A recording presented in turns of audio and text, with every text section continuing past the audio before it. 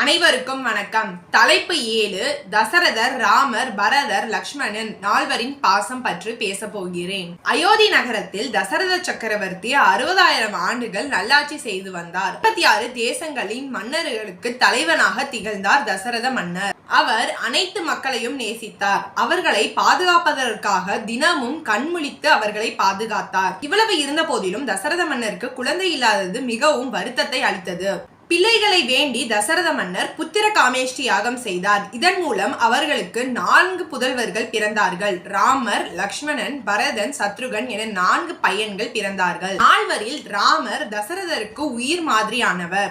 ராமரை தசரத மன்னர் அளவற்று நேசித்தார். ராமனுடைய தோற்றம், கருணை, நடத்தை இதை அனைத்தும் தசரத மன்னர் கவனித்து அதை ரசித்துக் கொண்டிருப்பார். தசரத மன்னர் கூறும் ஒரு பிரபலமான இடம் முன்னழகையும் பார்க்க என்று கூறி ராமனுடைய முகத்தை அவர் ரசிப்பாராம். ஒரு நாள் விஸ்வாமித்திரர் அரசபைக்கு வந்த தசரத மன்னரிடம், எனது யாகத்தை காப்பாற்ற ராமரை என்னுடன் அனுப்புங்கள் என்று கேட்டார். இதை கேட்ட தசரத மன்னர் சற்று திகைத்து நின்றார். ஏனெனில் ராமனை விட்டு பிரிந்து தசரத மன்னர் வாழ்வது மிகவும் கடினமான செயலாகும். ஆனால் ராமன் தன்னுடைய கடமைகளை நன்றாக செய்வான் என்று நம்பி ராமரை அந்த யாகம் காப்பதற்காக தசரத மன்னர் அனுப்பி வைத்தார். அவர் செல்லும் போது விஸ்வாமித்திரரிடம் தசரதர், நீங்கள் இனிமேல் தந்தையும் தாயும் என்று கூறி ராமரை அனுப்பி வைத்தார். ராமர் வனவாசம் செல்லும் நாள் வந்தது. அயோத்தி முழுவதும் மக்கள்கள் திரண்டார்கள்.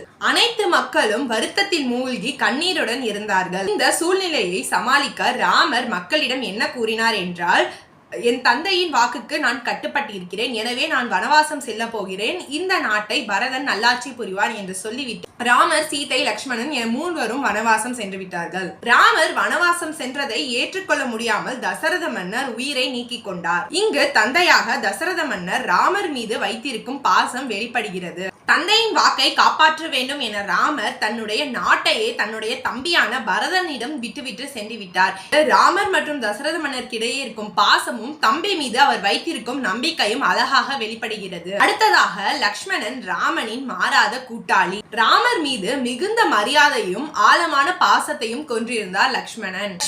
ராமனை வனவாசம் செல்ல விட்டு பார்க்க முடியாமல் அவர் ராமனிடம் கூறியது என்னவென்றால், அண்ணா, நம்மளை காப்பாற்ற யாரும் வர வேண்டாம், நான் உங்களை காப்பாற்றுகிறேன், நானே உங்களுக்கான எல்லா வேலைகளையும் சேவைகளையும் செய்கிறேன் என்று கூறி ராமன், சீதையுடன் லக்ஷ்மணனும் வனவாசம் 14 வருஷம் சென்றார். இங்கு லக்ஷ்மணன் தனது வாழ்க்கையில் 14 ஆண்டுகள் தனது அண்ணனுக்காகவே பணிபுரிந்தார். எவ்வளவு ஒரு பாசம் அண்ணன் மீது இருந்தால் இப்படி ஒரு செயலை லக்ஷ்மணன் செய்திருப்பான். இங்கு இவர்களின் பாசம் அழகாக வெளிப்படுகிறது. ராவணனுடன் போர் நடந்த போது லக்ஷ்மணன் போரில் மயங்கி விழுந்தான். இதை கண்ட ராமர் மயங்கி கிடந்த லக்ஷ்மணனை பார்த்து ராமன் மிகுந்த சோர்வடைந்தான். தம்பியின் நிலையை நினைத்து திகைத்தான். ஹனுமன் சஞ்சீவி மலையை கொண்டு வந்து லக்ஷ்மணனை காப்பாற்றிய போது ராமரும் லக்ஷ்மணனும் ஒருவருக்கொருவர் கட்டி அழுதார்கள். எவ்வளவு ஒரு பாசம் பாருங்கள் அண்ணன் தம்பி உறவுகளுக்கிடையே. பரதனும் தனது அண்ணனான ராமரின் மீது அளவு கடந்த பாசம் வைத்திருந்தார். ராமர் வனவாசத்திற்கு சென்ற போது தனது தாயின் செயலை அறிந்த பரதன் மிகவும் கோபம் அடைந்தார். தாயின் செயலை எதிர்த்து பரதன் ராமனை அழைக்க சென்றார். ஆனால் அங்கு ராமன்